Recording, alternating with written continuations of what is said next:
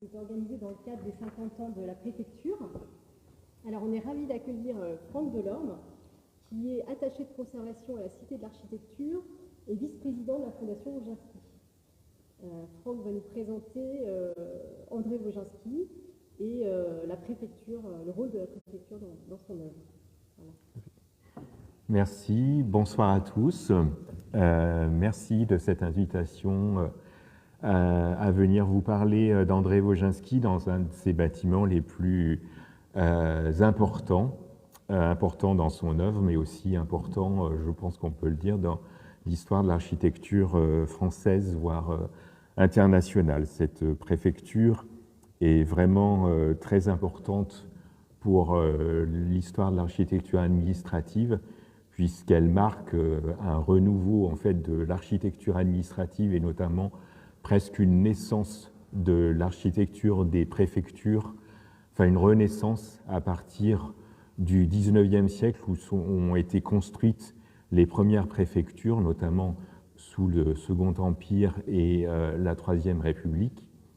Et vraiment, dans les années 60, au moment où on crée les nouveaux départements de la région parisienne, la préfecture des Hauts-de-Seine, comme celle du Val-de-Marne ou celle de la Seine-Saint-Denis ou de l'Essonne, sont vraiment pour l'État une occasion en fait de faire vraiment évoluer l'architecture administrative et notamment des plus grands bâtiments de l'État que sont les ministères et les préfectures, puisque la préfecture, c'est le siège des services de l'État en département, comme après, plus tard, il y aura les sièges des services de l'État en région avec aussi les préfectures régionales.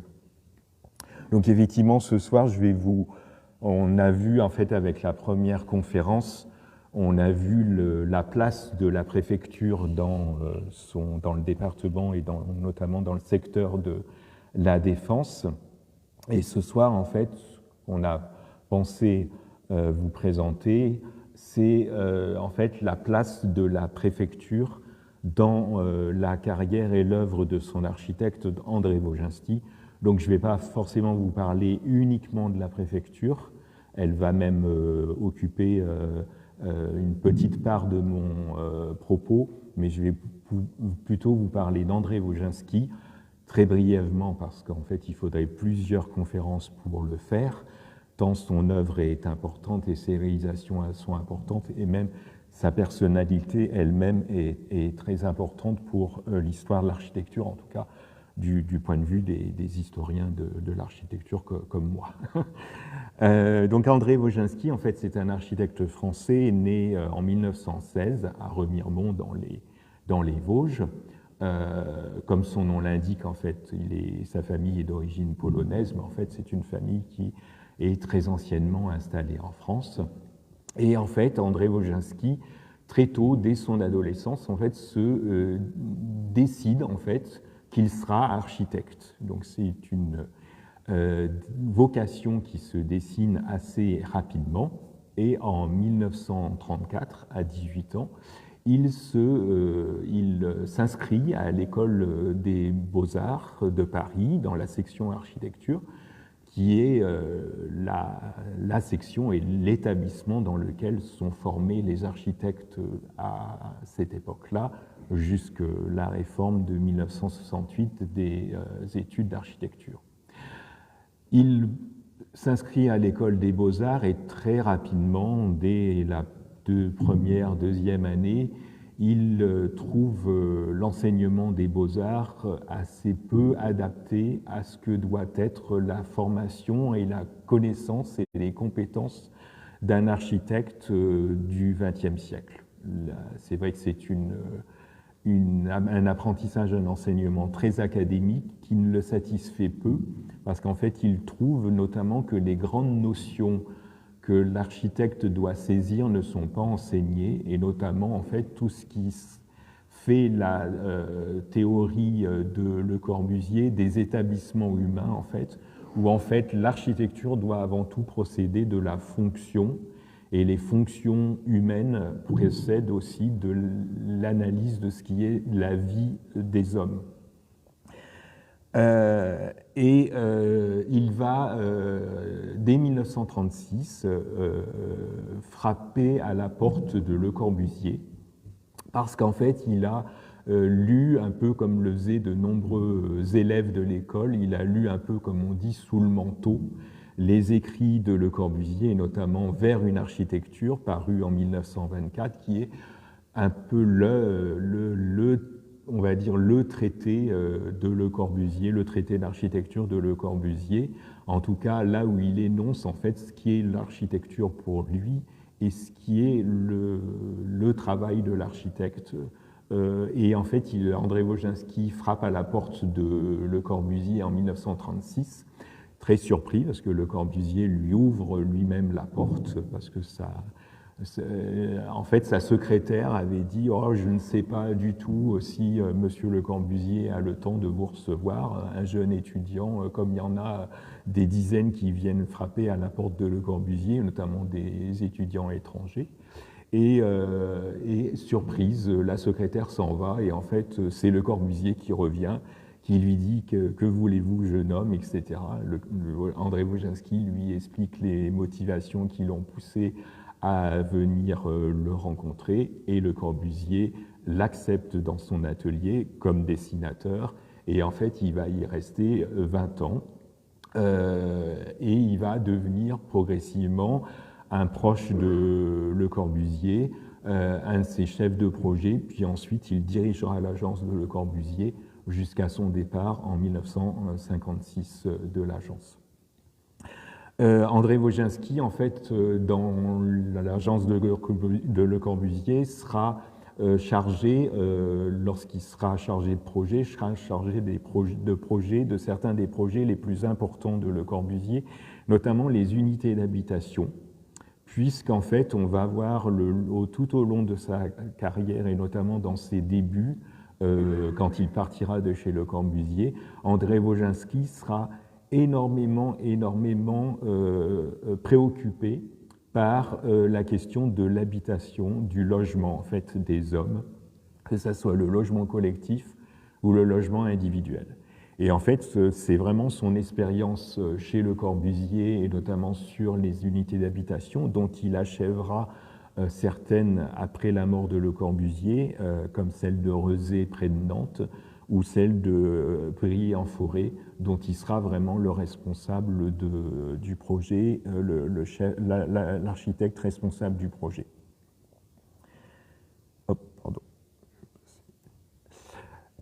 Et à la mort de Le Corbusier, je vous disais, en fait, il sera responsable, enfin, il sera amené à terminer, à achever des projets que Le Corbusier avait laissés justement à l'état de projet.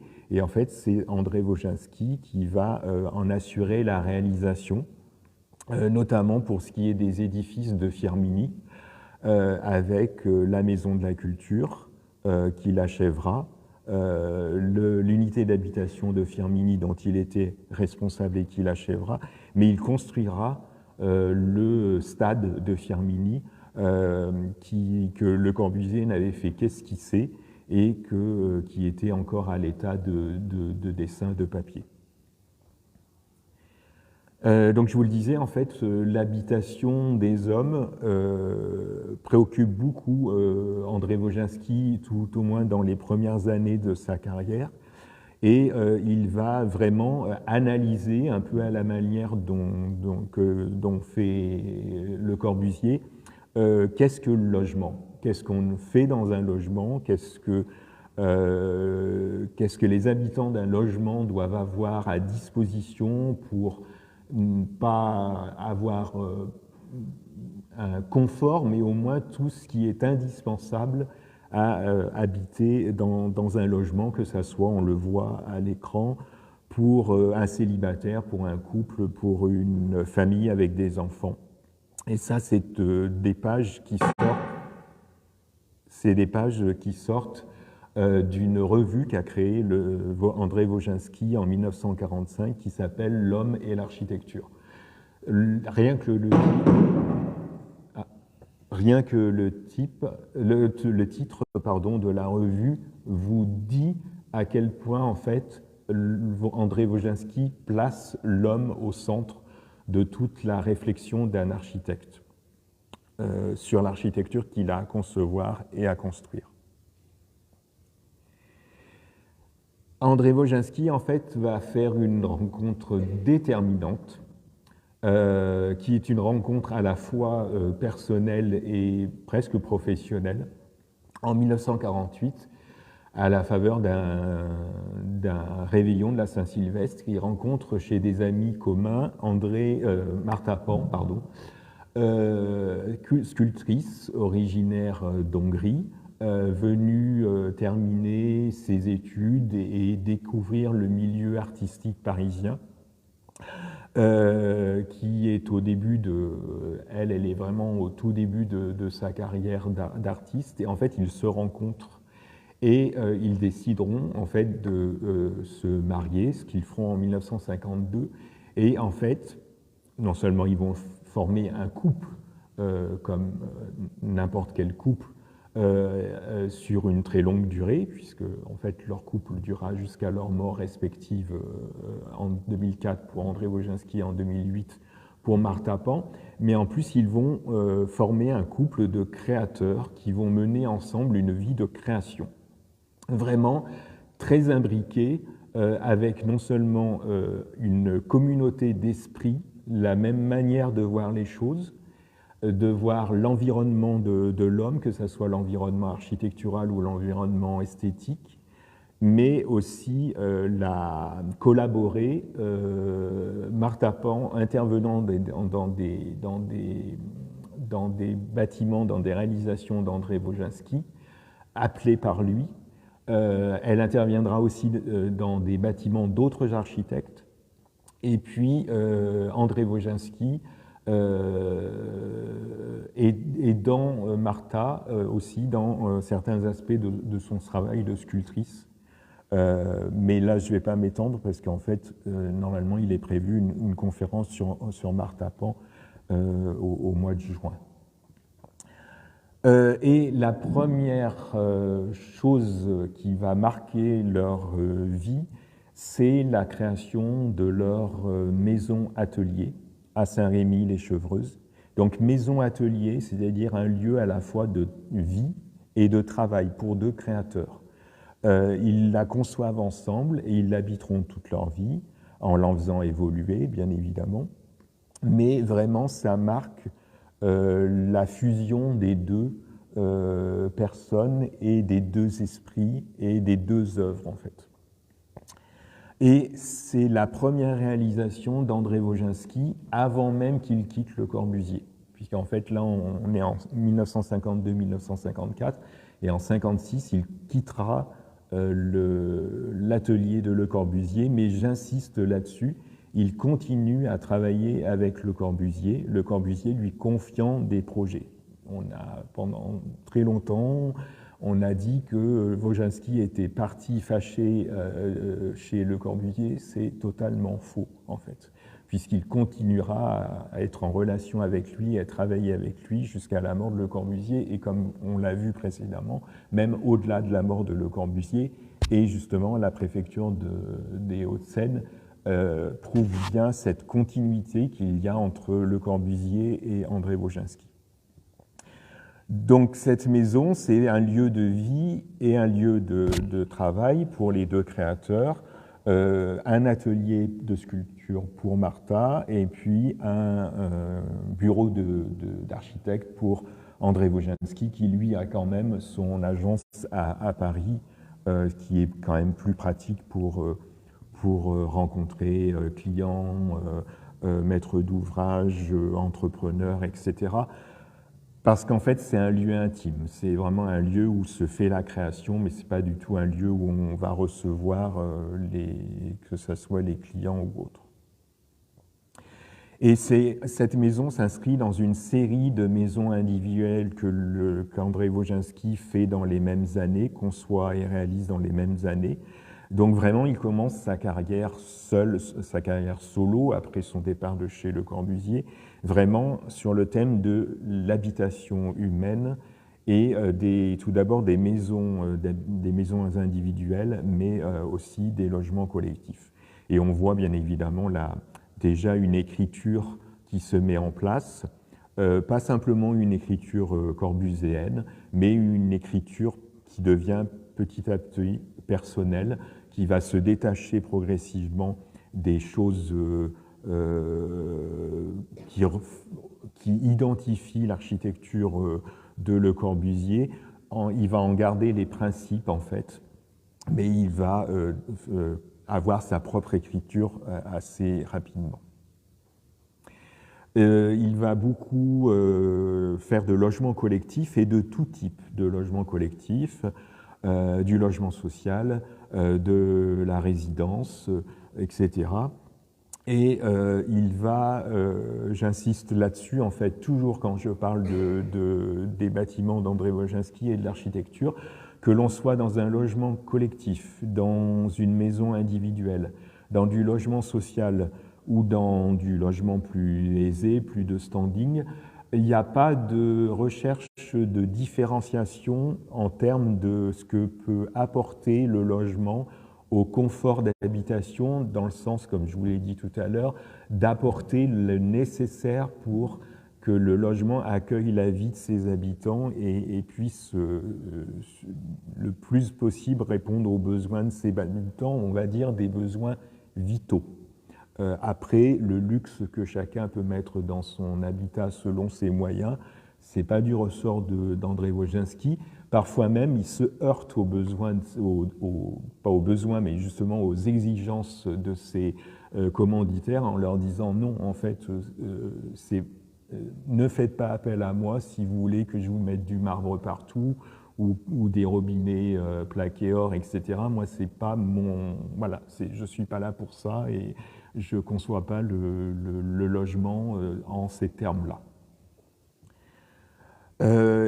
Donc d'autres opérations de logement à Saint-Étienne et à Firminy, avec foyer de jeunes travailleurs, immeubles de logement, ce qu'on avait précédemment, en fait, la résidence Le Saint-Jaume. Ce n'est pas une résidence de standing, c'est une résidence pour rapatrier d'Algérie, pour offrir un logement qui réponde aux normes modernes, avec des moyens très modestes, puisque en fait c'est de l'accession à la propriété pour des budgets modestes en fait. Et en 1965, Le Corbusier décède. André Wojcinski reprend des chantiers, comme je vous l'ai dit, de Le Corbusier pour les achever, ou simplement parce qu'en fait, il en était déjà en charge, donc en fait, il les amène à aboutissement pour Le Corbusier. Et en fait, la préfecture des Hauts-de-Seine, non seulement c'est quelque chose qui s'inscrit dans une commande passée à Le Corbusier, mais en fait, c'est André Malraux qui s'adresse à André Wojcinski pour poursuivre effectivement l'œuvre dans l'esprit voulu par Le Corbusier. Et en fait, pour André Malraux, il n'y avait qu'André Wojcinski qui était capable de le faire. La préfecture des Hauts-de-Seine, bon, je reviens très brièvement sur ce qui vous a été présenté lors de la première conférence. C'est en réalité un programme beaucoup plus vaste, puisque vous pouvez le voir sur l'image avec cette vue idéalisée parue dans Paris Match d'une ville du futur. On se croirait plutôt au XXIe siècle qu'au XXe siècle. Bon, maintenant, on se rend compte que même au XXIe siècle, on n'arrive pas à ça. Mais on voit un programme beaucoup plus vaste, puisqu'on a cette énorme nappe de bâtiments qui s'étale sur plusieurs hectares, qui est un programme avant tout culturel, puisqu'il s'agit d'installer ce que vous avez, le grand carré que vous avez au centre de l'image, c'est le musée du XXe siècle, ce qui sera le Beaubourg après, et puis 4 écoles d'art, le conservatoire de musique et de danse, une école d'architecture, une école des beaux-arts et puis une école des arts décoratifs. Et on a tout à droite oui, de l'image, pardon, on a la préfecture des Hauts-de-Seine avec sa tour qui se détache et qu'on voit qui est reliée en fait à tout cet ensemble par des passerelles. Petit à petit, en fait, le projet, pardon, je vais revenir juste là. Petit à petit, le projet en fait va s'amoindrir. Le programme culturel va en fait disparaître progressivement et il ne va rester que la préfecture. Et André Malraux confirme la commande de la préfecture à André Wojcinski, donc la préfecture du nouveau département des Hauts-de-Seine. Là, pas tellement parce qu'en fait, c'est le suiveur de Le Corbusier, parce qu'en fait, Le Corbusier, lui, n'avait pas étudié la préfecture.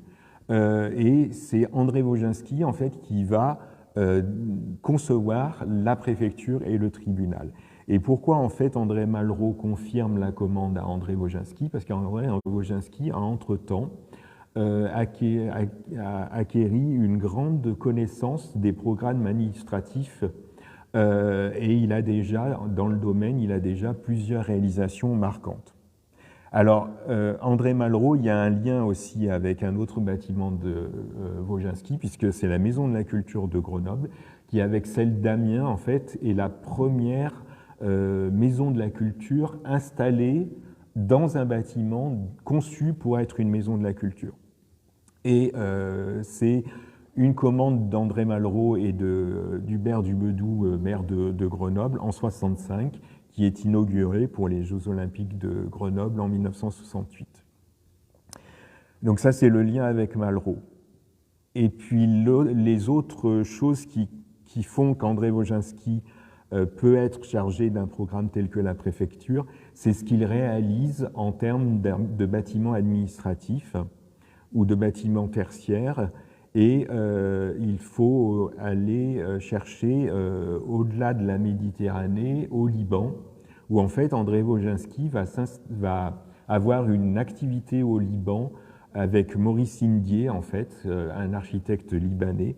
Et ensemble, en fait, ils sont appelés à concevoir des bâtiments très importants et très prestigieux pour le Liban, qui est en quête de sa modernité, autant comme État que comme architecture, en fait.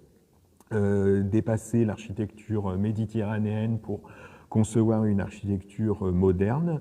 Et en fait, donc, c'est notamment la première grande réalisation, c'est le ministère de la Défense à Beyrouth. Et puis après, ça sera un enchaînement de commandes. Et notamment, je vous ai mis l'hôtel Holiday Inn parce qu'en fait, c'est un immeuble tour. Et donc là, on voit bien aussi la parenté avec la préfecture, même si le programme est bien évidemment différent. Et puis, on revient en France et il a été chargé aussi de programmes qui sont des programmes tertiaires, parce qu'en fait, c'est l'installation des nouveaux CHU de Necker et de Saint-Antoine, donc des hôpitaux de Necker et de Saint-Antoine à Paris, dans de nouveaux bâtiments conçus pour cela, pour accueillir des labos et puis des locaux d'enseignement pour les futurs médecins, donc pour les étudiants en médecine. Et là, une chose qui est intéressante, c'est qu'on voit le bâtiment conçu par André Wojcinski, qui a forcément, vous le voyez, une grande parenté formelle et esthétique avec le bâtiment de la préfecture, avec quelques étages en moins, mais on voit surtout sur les images de gauche, en fait, l'intervention de Martha Pan dans ce bâtiment de Necker, avec des sculptures et carrément même des sculptures intégrées à la structure même du bâtiment, avec en haut ce mur, cette paroi en béton armée très épaisse que Martha vient découper, percer et faire ici ce qu'appelle André Wojcinski un événement. Il dit qu'à certains endroits de son architecture, il a besoin de l'intervention d'un artiste pour aller plus loin que là, lui-même, il peut aller, en fait. Voilà, pour faire je crois qu'on peut parler d'animation sans que ça soit péjoratif. Il faut que ça soit quelque chose qui vient interpeller le visiteur ou l'usager dans le bâtiment pour signifier un endroit très particulier ou pour venir créer un supplément en fait artistique et esthétique, comme par exemple sur la terrasse du CHU avec cette œuvre de Martha Pan, qui sont des œuvres caractéristiques de sa période où en fait elle découpe des formes primaires et elle vient disséminer les éléments découpés dans l'espace. Et on retrouve la parenté formelle avec la préfecture. En fait, il faut dire aussi que ce n'est pas une parenté formelle propre à André Wojcinski.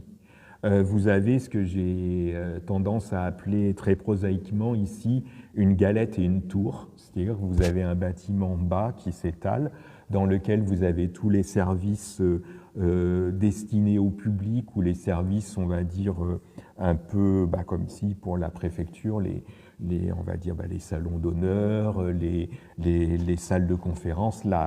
Ce qui est aujourd'hui la salle de conférence était à l'époque en fait la salle d'assemblée du Conseil général, puisque les conseils généraux étaient intégrés n'avaient pas l'autonomie qu'ils ont aujourd'hui, étaient intégrés aux préfectures, donc il leur fallait des salles d'assemblée. Donc la salle dont nous trouvons aujourd'hui, où nous trouvons aujourd'hui, est l'ancienne salle d'assemblée du Conseil général. Et puis, au-dessus de cette galette, de ce bâtiment bas, en fait, s'élève une tour qui renferme en fait tous les bureaux, tous les services administratifs du département qui administrent le département. Cette salle, elle est très importante parce que vous ne savez peut-être pas que vous vous trouvez dans une sculpture de Martha Pan. Nous sommes en fait environnés, nous sommes à l'intérieur d'une sculpture de Martha Pan. En fait, André Wojcinski a pris une sculpture de Martha Pan, a demandé à Martha si sa sculpture ne serait pas la bonne formule pour cette salle de conférence. Et ce qui explique en fait ce qu'on ne voit pas forcément de l'extérieur, parce que le bâtiment nous le cache. On ne voit pas en fait, là on le voit très bien, parce qu'on voit cette voûte qui s'élève au-dessus de nous. Je vous autorise à ne pas regarder l'écran et à regarder au-dessus de vous. Et qui est cette forme que André Wojcinski a traduit en maquette, avec une maquette très particulière, puisque c'est une maquette transparente, qui montre les niveaux, et puis vous avez vu cette courbe, c'est une coquille dans laquelle on rentre un peu comme une coquille d'escargot. Parce qu'en fait, ça permet en fait, symboliquement et même physiquement de s'isoler de l'environnement extérieur du reste de la préfecture, voilà, pour être concentré sur l'objet, notre objet, comme ici, venir m'écouter, vous parler d'André Wojcinski.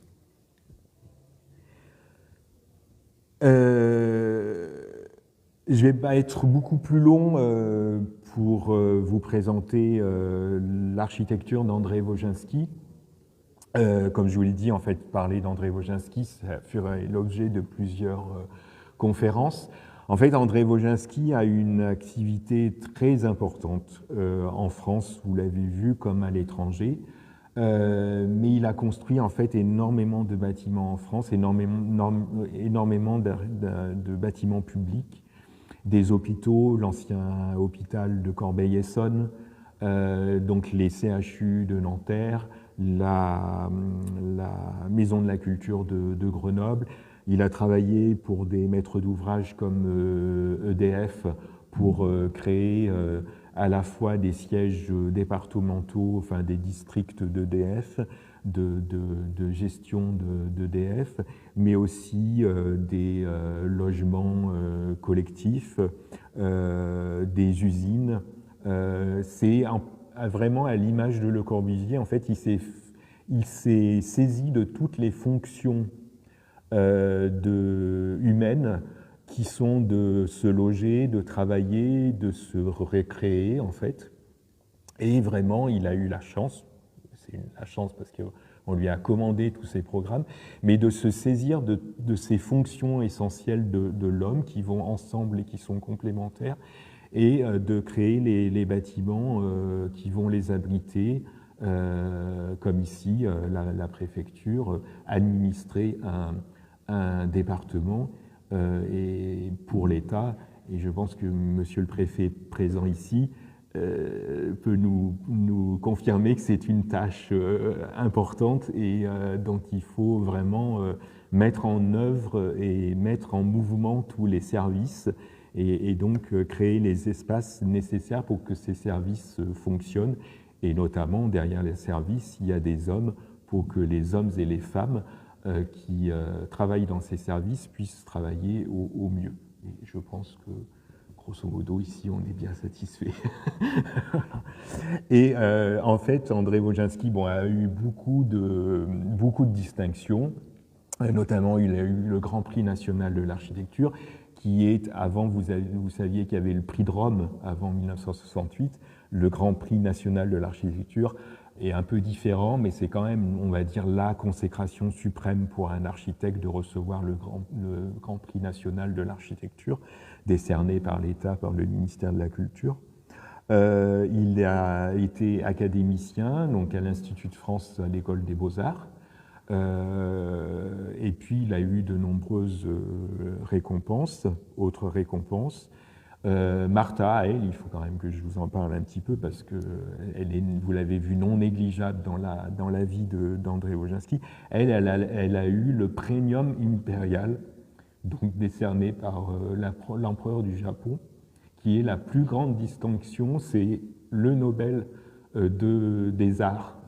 Il n'y a pas de Nobel des arts, c'est le Nobel des arts qu'elle a reçu au titre de son œuvre sculptée.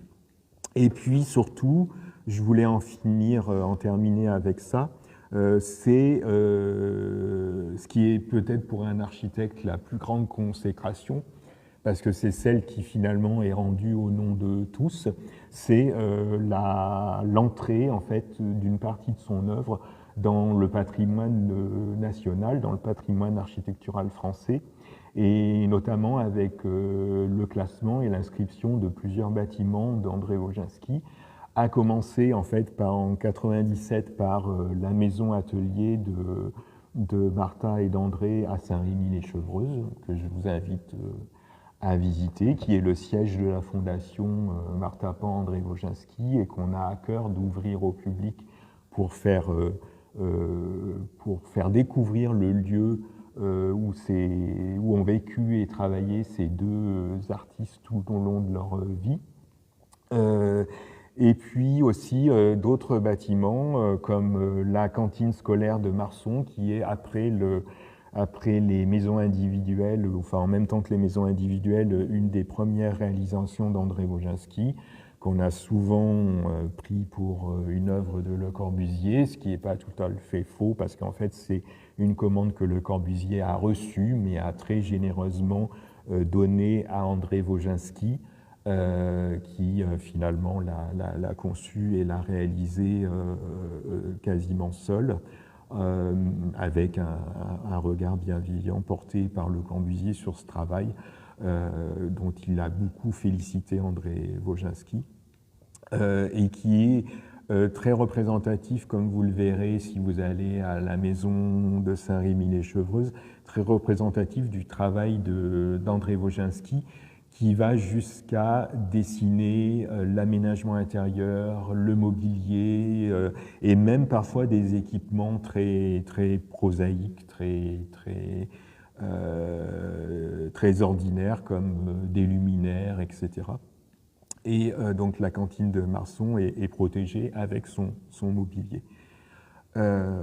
Et puis la piscine de Firminy aussi, puisque vous avez vu qu'André Wojcinski a achevé les œuvres qu'il avait commencées avec Le Corbusier, mais il y avait une piscine de prévue dans le plan de Le Corbusier pour Firminy Vert, et en fait c'est André Wojcinski qui a conçu et réalisé la piscine, qui a été inscrite, comme tous les édifices du site, de Firminy Vert, du centre créé par Le Corbusier, parce qu'en fait, elle est vraiment, elle s'insère vraiment très, très, très intimement dans cet ensemble.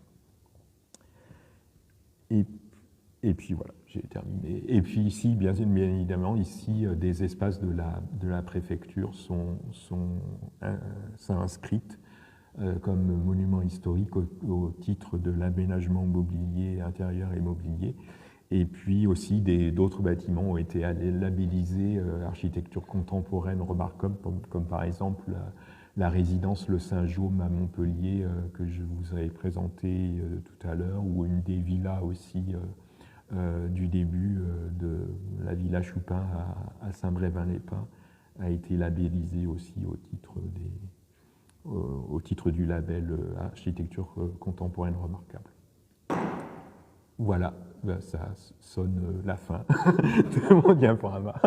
Je vous remercie pour votre attention et puis si vous avez des questions, j'y réponds volontiers.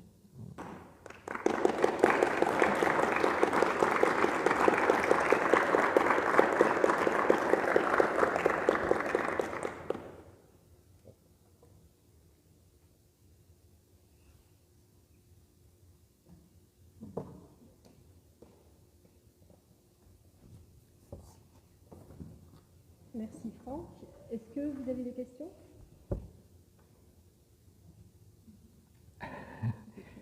J'ai fait court pour que vous ayez le temps d'en poser. Alors, si vous souhaitez que je revienne sur des choses sur lesquelles je suis passé un peu vite, n'hésitez pas.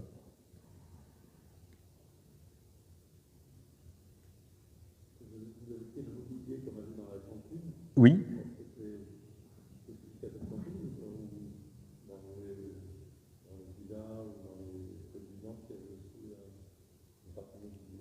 Oui, tout à fait. En fait, votre question est très pertinente parce qu'en fait, je visite, donc au titre de la fondation Marta Pan-André Wojcinski, je suis amené à visiter des bâtiments d'André Wojcinski, et notamment pour cette période-là des années 50, début des années 60, on va dire vers 1965-67, je suis absolument frappé, c'est ce que je vous disais en fait, par le fait que l'on retrouve des caractéristiques d'un bâtiment à un autre, d'une maison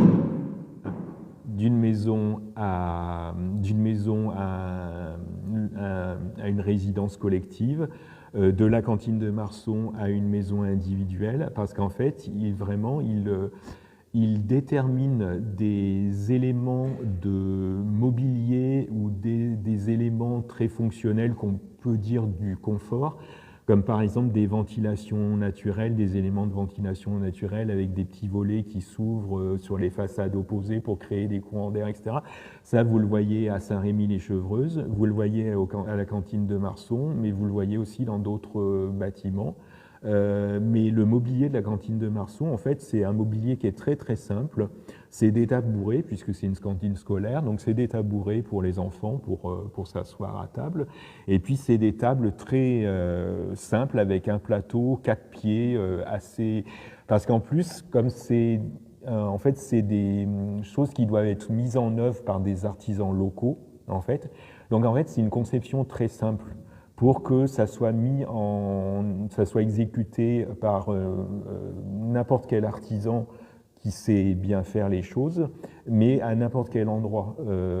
Et puis pour que ça ne coûte pas trop cher non plus, avec la maîtrise des budgets, parce que vous vous rendez compte qu'une cantine scolaire de Marson, qui est quand même à l'époque un petit village de la Sarthe, au sud du Mans, alors là, c'est le maire de l'époque qui a voulu faire appel à Le Corbusier et puis du coup à André Wojcinski, parce qu'en fait, c'était un proche de Claudius Petit, lui-même proche de Le Corbusier, qui l'avait fait intervenir à Firminy, puisque Claudius Petit était le maire de Firminy. Donc, dans une toute petite commune, il faut construire un bâtiment qui soit le plus simple possible, mais qui en même temps apporte tout ce qu'il faut pour une cantine scolaire. Et en fait, il va dessiner ces tables-là. En fait, on les a à la fondation.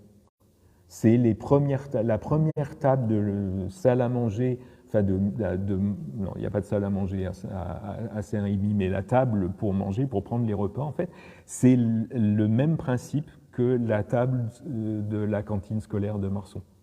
Alors qu'on pourrait se dire, bon, André Wojcinski et Martha Pan, ils peuvent avoir l'envie d'avoir quelque chose d'un peu spécial. Ben non, en fait, ils ont la même chose parce qu'en fait, voilà, c'est le nécessaire qui est bien pour une fonction et en fait, on le retrouve partout. Et en fait, je suis très surpris quand je vais d'un bâtiment à un autre d'André Wojcinski, que ce soit à Annecy, par exemple, à l'ensemble des Marquisats, qui est un foyer de jeunes, actuellement c'est une école d'art, mais à l'origine c'est pas une école d'art. Et en fait, c'est une maison de la culture, pardon, je cherchais le terme, une maison des jeunes et de la culture, en fait. Eh bien, on retrouve les mêmes éléments, en fait. Donc, oui. Et c'est ce qui fait vraiment aussi une des particularités du travail d'André Wojcinski, c'est ce souci de donner à chacun le même niveau oui, entre guillemets, de confort, quoi, en tout cas, voilà, les mêmes choses pour que la vie soit la mieux accueillie, que ça soit dans une cantine, dans une maison individuelle, dans un logement collectif ou dans un bâtiment administratif. Voilà. Donc à la préfecture des Hauts-de-Seine, c'est un peu plus tard, donc on n'a pas les mêmes éléments, mais ce qu'on trouve à la préfecture des Hauts-de-Seine, on va le retrouver dans d'autres bâtiments de la même époque, au CHU de Nanterre et de Saint-Antoine, à l'hôpital de Corbeil, etc. Il y avait une autre question derrière.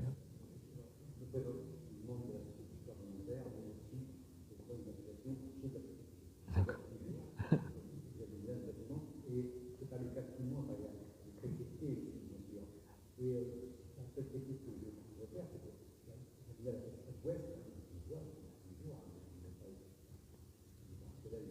Mmh. Ouais.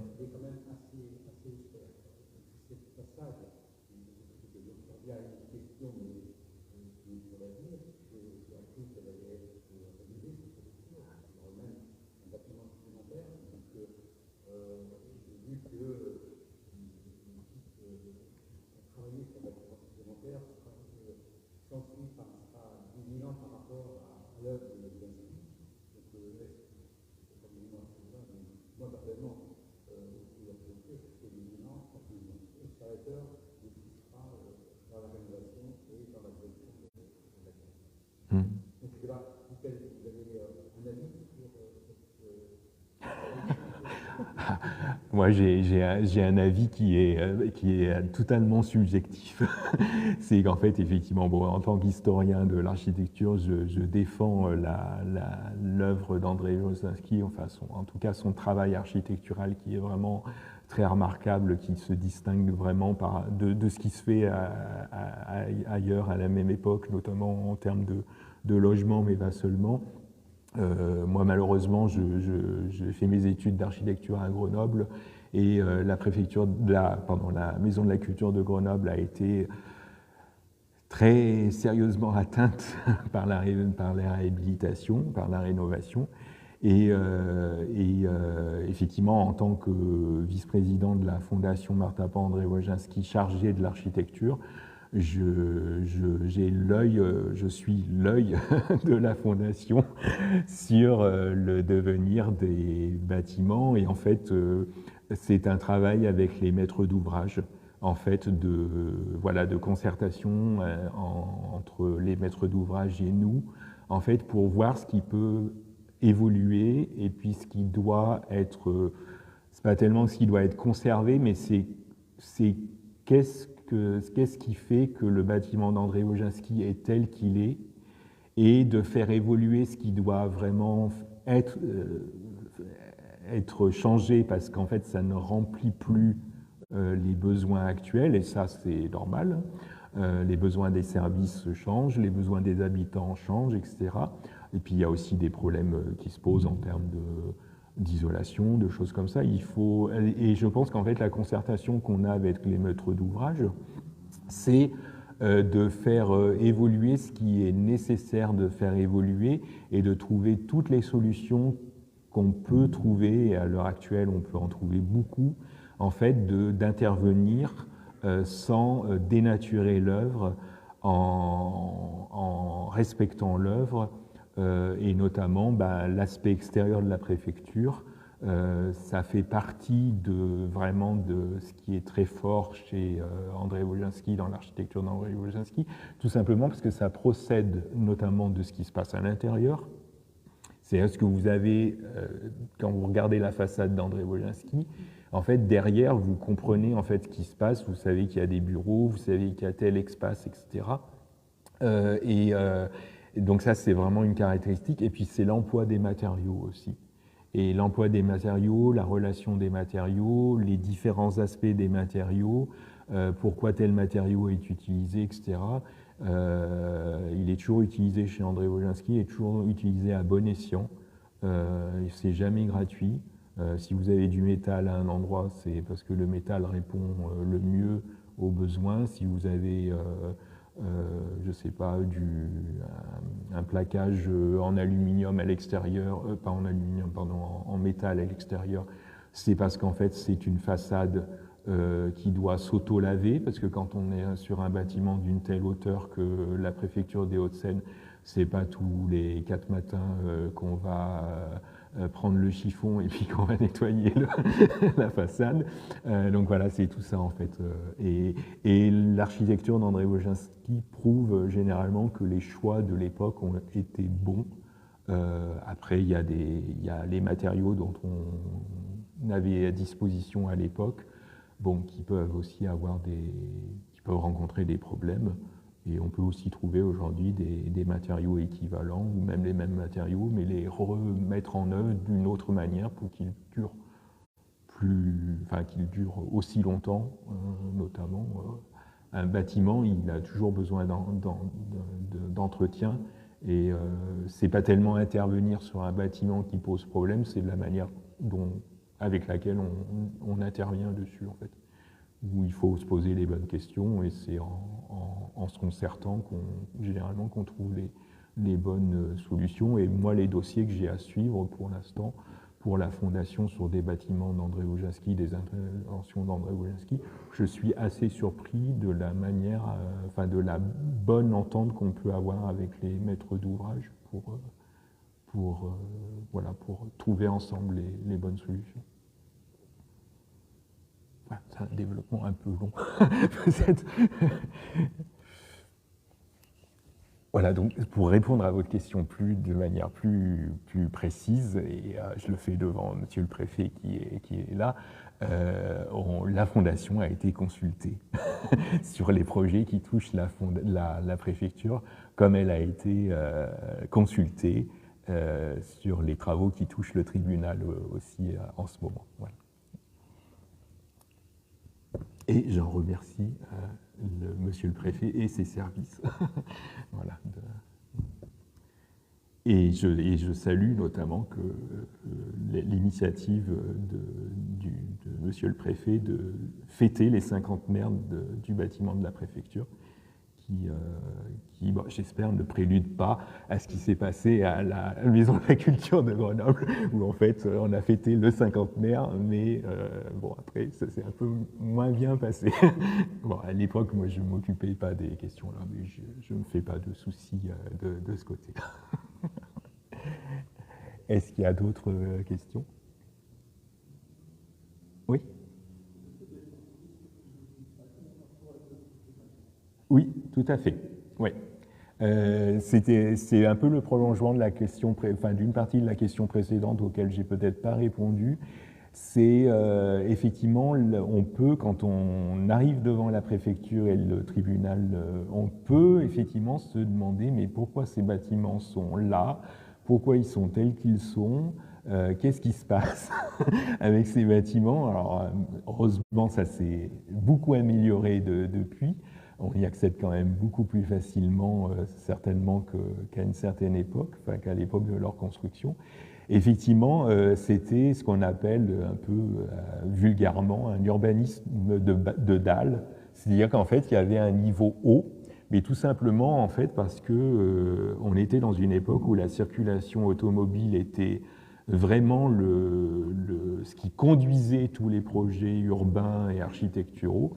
Et c'était quasiment, la préfecture était quasiment entourée de voies autoroutières, quasiment autoroutières pour certaines.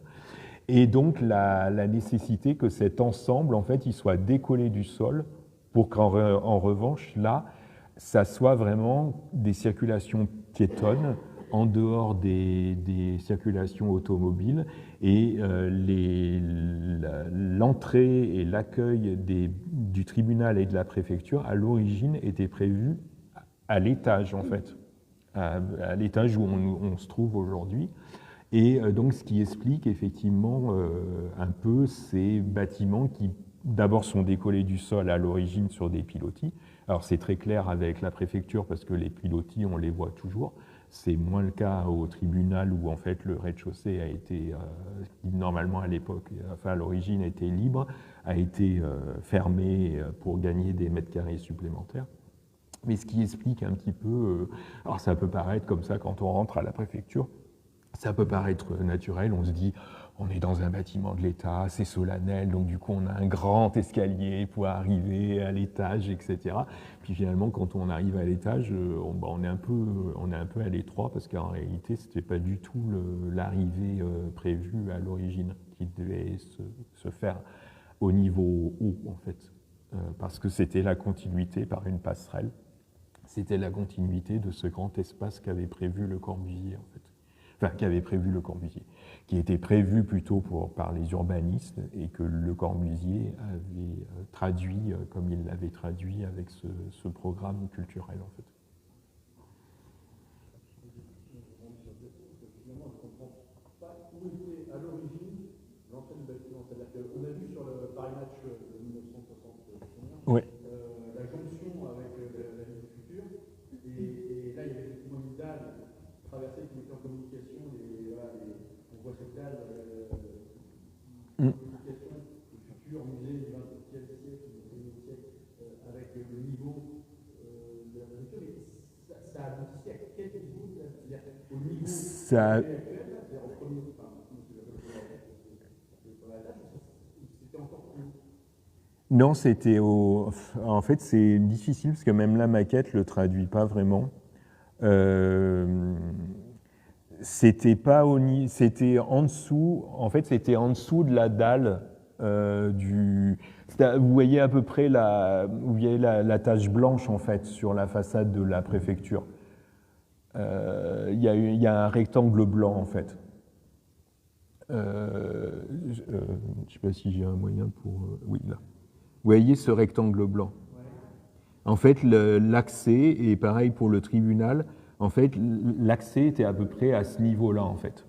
Mais la maquette ici le traduit pas vraiment parce qu'en fait, on est dans une version où il y a déjà plus l'accès par le haut, en fait. Mais c'était, grosso modo, c'était à peu près par le milieu des façades où on rentrait, en fait. On rentrait à l'étage où on se trouve aujourd'hui. Et pareil, si vous allez au tribunal, vous avez la salle des pas perdus avec les salles d'audience qui sont à l'étage, en fait, qui sont au-dessus. En fait, actuellement, on rentre sous le bâtiment, mais à l'époque, au début, on ne devait pas rentrer sous le bâtiment. Il était prévu qu'on rentre vraiment au niveau de la salle des pas perdus. Ce qui fait cet accès un peu étrange, où on rentre, on tourne, on prend un escalier, on ne sait pas trop où on va, et puis d'un seul coup, on débouche dans la salle des pas perdus, alors que normalement, la salle des pas perdus, c'est le vestibule du palais de justice. C'est ce qui accueille tout le monde, ce qui accueille les justiciables, les avocats, le public, etc. C'est vraiment le vestibule du tribunal ou du palais de justice à l'époque. Et donc, ce qui est, en fait, c'est très étrange, ces bâtiments dans leur accès. Alors à la préfecture, ça se voit un peu moins parce qu'on a justement cette entrée un peu avec ce grand escalier et cet escalator, mais voilà. Et donc en fait, je n'ai pas les documents pour vous montrer parce que j'ai pas mis de plan non plus. Je sais pas, je pense pas que sur la. Attendez, hop. Je sais plus où j'ai mis mes coupes. Voilà. Vous voyez là, vous avez encore sur le plan de masse, vous avez encore en fait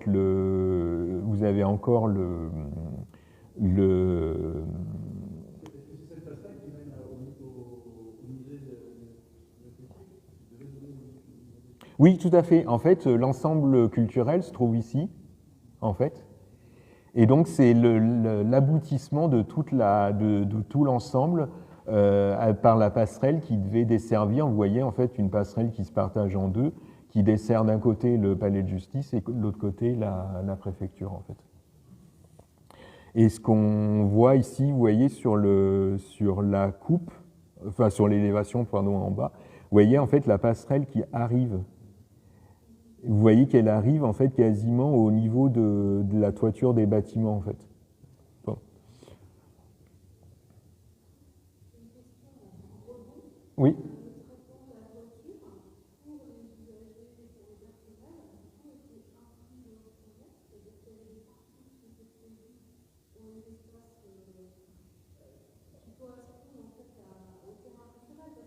Ouais, oui. Ben, en fait, très peu, parce que ce qui est paradoxal, c'est qu'à l'époque, en fait, il y avait beaucoup de voitures autour, mais les gens venaient pas tellement en voiture, en fait. Parce que la voiture n'était pas si répandue que ça. Et en fait, notamment parce qu'il y a aussi une chose qu'il faut dire, c'est qu'on a l'arrivée du RER à la même époque, en fait. Et que de toute façon, on est relié à Paris par le RER, et que finalement, et qu'après, c'est des trains qui continuent plus loin, etc. Et qu'en fait, finalement, on accède, à part le préfet, on accède très peu à la préfecture en voiture, en fait. Et finalement, il n'y a pas tant de parking que ça. Les parkings, il n'y en a même pas sur l'îlot, où il y a cette partie-là, en fait, qui sert de parking, effectivement, plutôt pour l'hôtel de police, pour le tribunal, etc., et un petit peu pour la préfecture. Mais finalement, les parkings, ils sont relégués tout autour, dans des zones qui ne sont pas encore construites en réalité. Et je pense que pendant très longtemps, effectivement, la question du parking a été problématique, parce que quand les gens se sont mis à tous venir avec leur voiture, effectivement, il va y avoir des problèmes pour se garer. Parce qu'en fait, c'est très paradoxal, parce qu'à l'époque, on est une époque où on développe la voiture, les déplacements en voiture, mais où finalement, au quotidien, les gens se déplacent assez peu en voiture. Je pense que les gens des services de la préfecture, dès le départ, ne venaient pas trop en voiture. Mais ouais, je sais. Enfin, ouais. Non, non, non. Non, non, il y avait des espaces, comme c'est toujours le cas, des espaces sous les bâtiments, effectivement, pour garer les voitures, mais pas particulièrement de parking ni souterrain, il n'y a pas de parking souterrain à la préfecture ou au tribunal.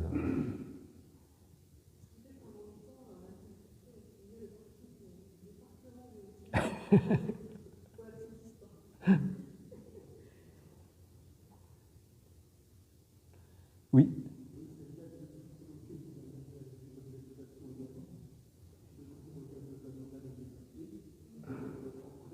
Oui.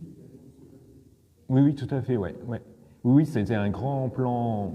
C'était un grand plan d'urbanisme. Alors, je ne suis pas spécialiste de Nanterre, mais c'était un grand plan d'urbanisme sur Nanterre et même au-delà de tout l'aménagement du secteur. Et effectivement, tout était prévu pour être desservi à différents niveaux, ouais. Que ce soit les logements, les bureaux, etc. Ouais, et les équipements, ouais. Avec vraiment une séparation. Bon, c'était vraiment comment dire, le mot d'ordre de l'époque, c'est séparation des circulations entre les circulations rapides motorisées et puis les circulations, ce qu'on appelle aujourd'hui les modes doux de déplacement. Bon, à l'époque, il n'y avait pas vraiment de développement du vélo, mais en tout cas de transport en commun et d'accès piéton au niveau haut des bâtiments. Oui.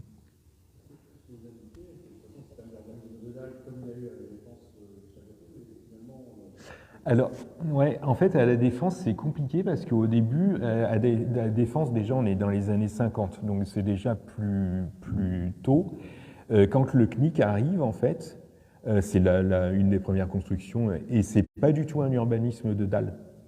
Et c'est pour ça que le CNIT, en fait, est enterré, que la dalle vient buter contre le CNIT, parce qu'en fait, à l'époque, le CNIT, on est dans les années 50, c'est 58, ouais, l'inauguration du CNIT, et en fait, paradoxalement, 10 ans avant, on n'est pas encore sur cet urbanisme de dalle, et en fait, ça va être plus tard qu'on va faire cet urbanisme de dalle avec cette grande dalle de l'esplanade de la Défense, qui justement, en plus, après, on tombe, il faut descendre de cette dalle pour continuer son chemin, avec toutes les circulations ferrées, routières qui passent dessous, en fait. Mais à l'époque, il faut savoir que c'était l'axe triomphal qui traversait le pont de Neuilly, qui arrivait au rond-point de la Défense, d'où le nom du quartier, avec le CNIT construit au bord du rond-point de la Défense.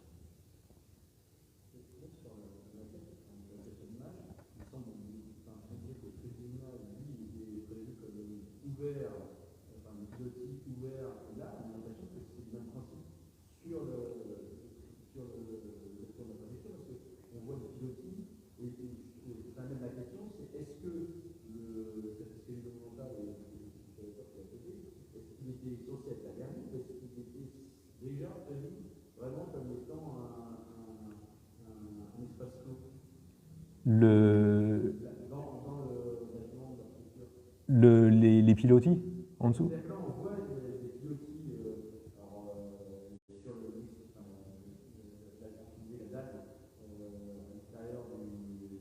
Mm.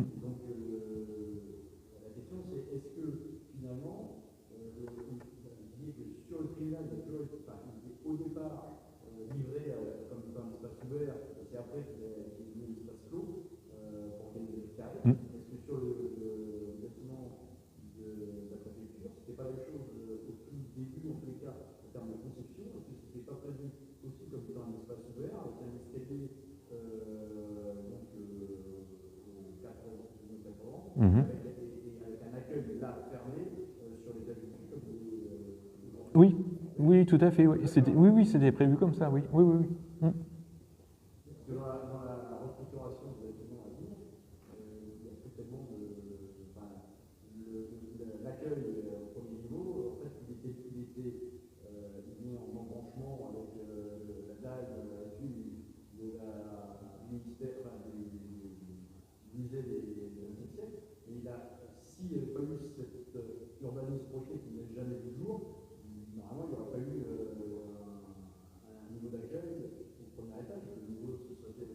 Oui, oui, tout à fait. Mais en fait, c'est les aléas du projet d'ensemble qui ont fait qu'au même moment où la préfecture se construisait, en fait, on a abandonné le projet de dalle, en fait.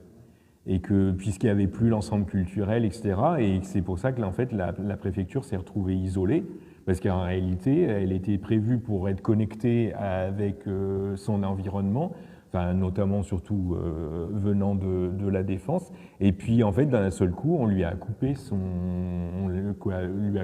lien, en fait.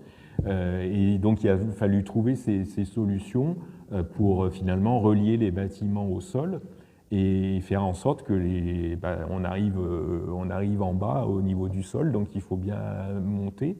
Et bon, la préfecture, par rapport au palais de justice, elle a eu peut-être un petit peu plus de chance, parce qu'on lui a fait quand même un vrai hall d'entrée avec voilà, une entrée un peu solennelle, un peu importante, alors que le tribunal, lui, est resté pendant longtemps suspendu, en fait, où les gens arrivaient dans un espèce de petit hall d'entrée et puis tout de suite montaient à l'étage, où là était le vrai accueil, enfin, la vraie entrée du tribunal avec la salle des pas perdus, en fait.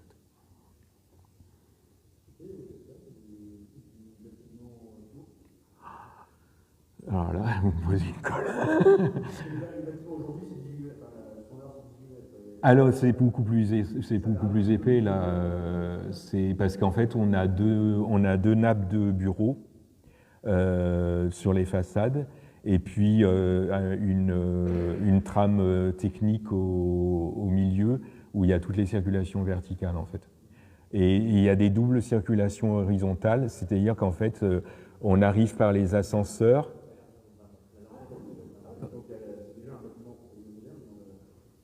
Ouais.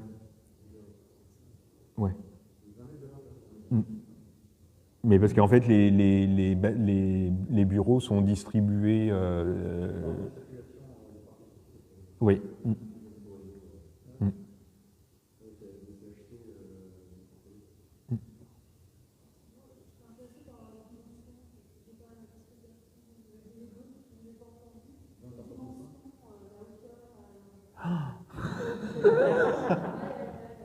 Je ne sais plus. On est il y a 24 étages.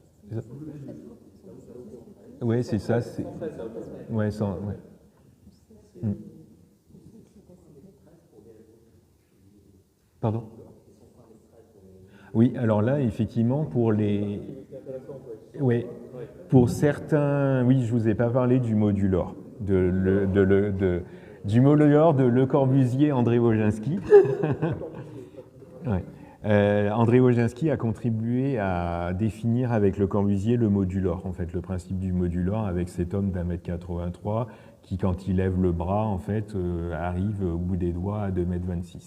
Vous voyez toute cette figure de l'homme de Le Corbusier comme l'homme de Léonard de Vinci, grosso modo. C'est un système grosso modo un système de proportion qui permet de tout dimensionner à l'échelle de l'homme.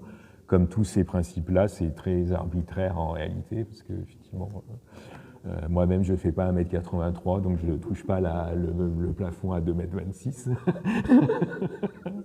Je m'arrête à mon cas personnel. Voilà. Et André Wojcinski, en fait, ce principe, il l'a fait sien. Et à chaque fois qu'il a pu, il l'a mis en œuvre. Et à la préfecture, il a pu le mettre en œuvre dans certains espaces, notamment effectivement tous les espaces de bureaux, etc. Parce qu'en plus, on se retrouve dans ces espaces-là, on se retrouve sur des surfaces entrecloisonnées assez réduites. Et donc, du coup, en fait, c'est 2,26 m, c'est déjà pas mal. Aujourd'hui, on est à 2 mètres, je ne sais plus, 2,50 m par là, 2,40 m, 2,50 m. Et, donc, il a pu le mettre en place dans certains espaces de la préfecture. Après, le modulor, c'est quelque chose qui régit vraiment, mais plein de choses. Et même parfois de manière assez étonnante, parce que parfois, on a des largeurs de porte. Moi, je passe juste, hein, donc voilà. Et donc, on se dit, c'est quand même un peu étrange. Et puis après, parce qu'il y a toute une réflexion sur le statut de l'espace, le statut du seuil qu'on franchit, en fait. À chaque fois qu'on franchit un seuil qui n'est pas forcément une porte, mais simplement le fait de passer d'un espace à un autre, même s'il n'y a pas de porte à ouvrir, ça représente un seuil, en fait. Et l'idée de seuil pour les architectes est très important. Et pour André Wojcinski comme Le Corbusier, c'est très important. Puis ça régit plein de choses, là, et même qui pose parfois des soucis après justement dans l'adaptation. C'est la hauteur de certains éléments, de main courante, de choses comme ça sur lesquelles on va devoir poser la main, s'appuyer, etc. Parce que voilà, c'est toujours cette idée un peu arbitraire que on prend un homme de 1,83 m et je sais pas, quand il a la main juste comme ça, sa main arrive à telle hauteur et en fait c'est à cet endroit-là qu'on pose qu'on va mettre l'élément sur lequel on va poser la main en fait. Voilà. Vous expliquez le modulor, ça, en plus j'en suis incapable, et puis ça nécessite une conférence à elle toute seule, parce que c'est très complexe. Oui.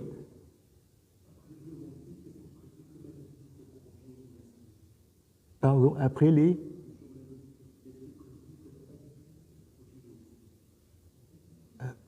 Jeux Olympiques.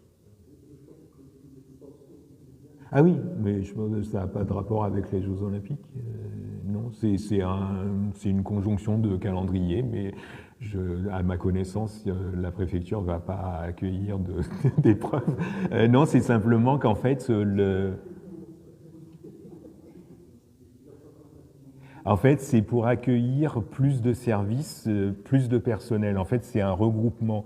Mais là, je parle vraiment sous le contrôle des gens de la préfecture. C'est un regroupement de services au sein de la préfecture et puis justement améliorer l'accueil à certains services pour éviter d'avoir, il n'y a pas longtemps, j'ai été à la préfecture du Val-de-Marne à Créteil et de ne pas avoir cet accueil avec cette file d'attente à l'extérieur où on sent qu'effectivement on n'est pas forcément très... Enfin, c'est pas qu'on n'est pas bien accueilli, mais c'est bon, voilà, c'est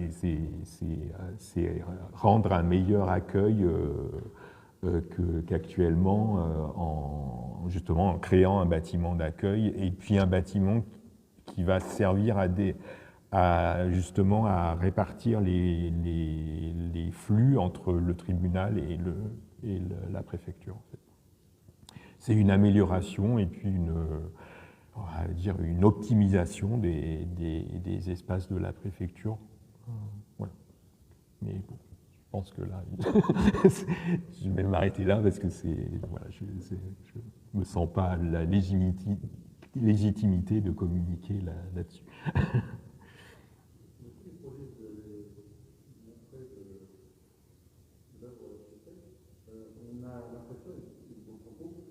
Jamais la volonté de quelque chose d'ostentatoire. En fait, au contraire, quand vous disiez pour le mobilier, que ce soit à l'école, en logement collectif, c'est une caractéristique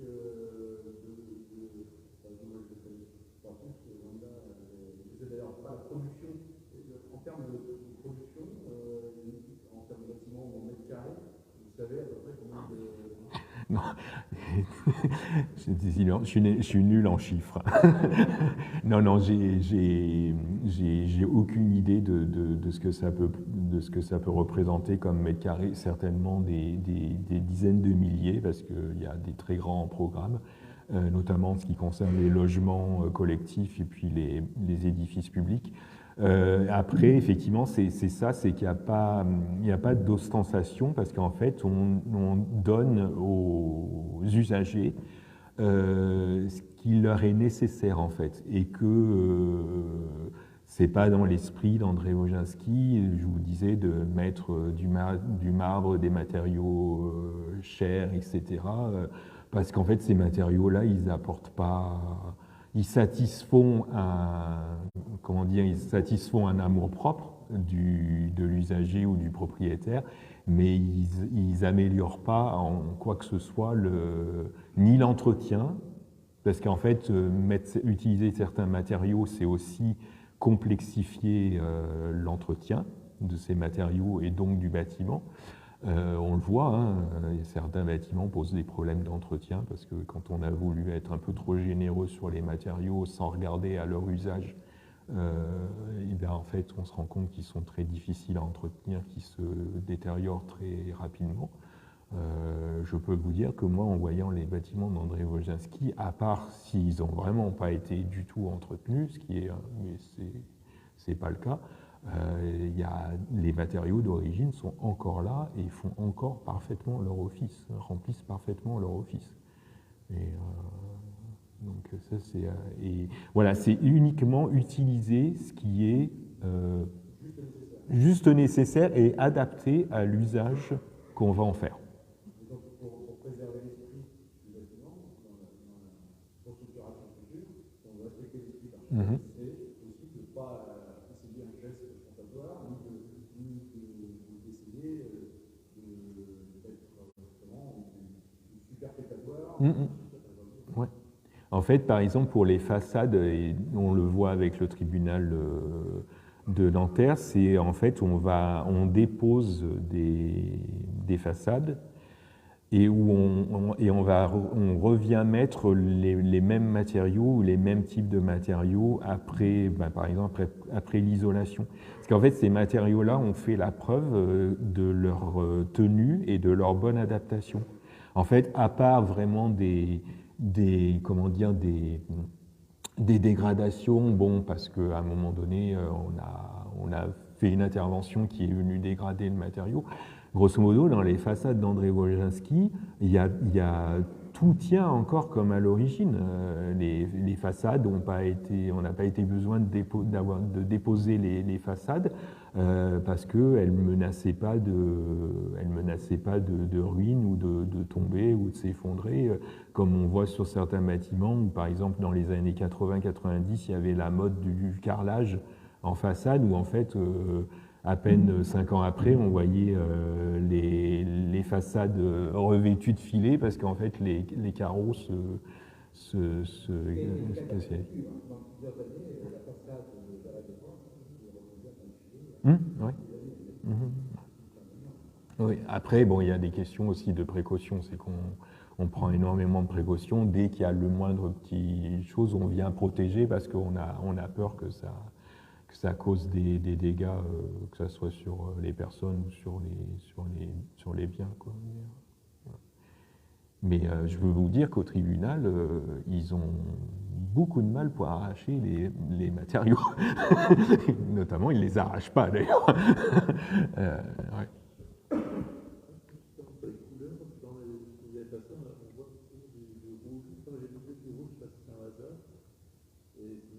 Ouais. Ouais. En fait, ouais, en fait, dans le logement, dans le logement individuel,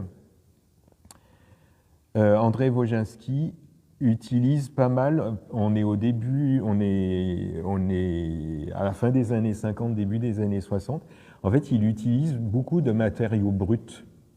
Et notamment dans la maison de Saint-Rémy, en fait, on a 3 matériaux. On a le bois, le béton armé et la terre cuite. Et qui sont utilisés de manière brute, c'est-à-dire sans peinture, sans rien du tout. Et la palette chromatique, en fait, petit à petit, en fait, il l'adapte, en fait, il l'adopte. Au début, en fait, alors j'ai pas de photos ni en couleur ni de l'époque d'origine, mais par exemple, les loggias de cette résidence à Montpellier, en fait, elles sont toutes peintes à l'origine de 3 couleurs.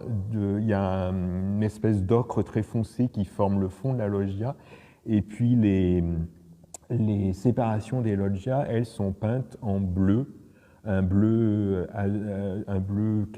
quasiment lapis lazuli en fait. Et puis après, il y a du noir, du blanc. Parfois, on peut avoir du rouge ou du vert, mais en fait, la palette, c'est pas la même palette que le Corbusier, qui a une palette un peu plus large. Là, on reste plutôt sur les couleurs primaires, on va dire. Puis les stores jaunes, en fait, étaient jaunes d'origine, en fait. Et après, il y a trois couleurs qui vont dominer chez Wojcinski.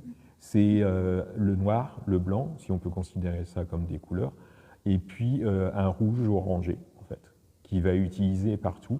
Et c'est ce qu'on voit, par exemple, en fait. Vous voyez la maison, son aspect d'origine. Bon, là, c'est en noir et blanc, mais vous imaginez qu'en fait, il y a du bois, du béton gris, et puis de la terre cuite au sol.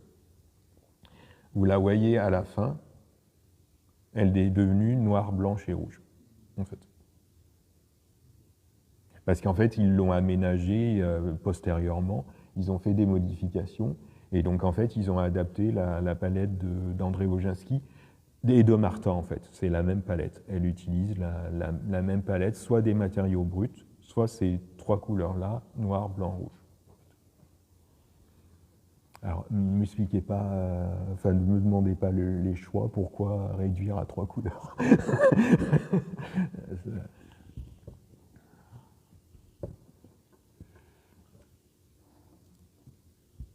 Est-ce qu'il y a d'autres questions? Je ne sais pas, par rapport à l'heure. C'est bon, il est 20 en fait. Bien, merci à tous. On vous donne rendez-vous le 11 mai pour la prochaine conférence qui sera donnée par Delphine Bière, comme vous le disiez, sur Marc Tapin. Voilà. C'est intéressant. Vous pouvez trouver toutes les infos sur notre site internet et sur les réseaux sociaux. Voilà. Merci. Merci.